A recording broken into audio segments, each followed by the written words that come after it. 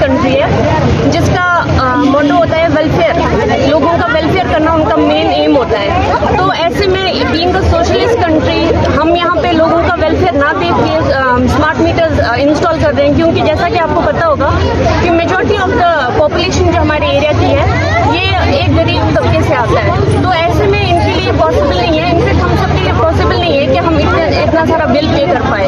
तो हमें गवर्नमेंट को चाहिए कि इस पॉलिसी को रिव्यू करें और इसमें देखें कि वो किस तरीके से लोगों के वेलफेयर के लिए काम करें। Get the pass.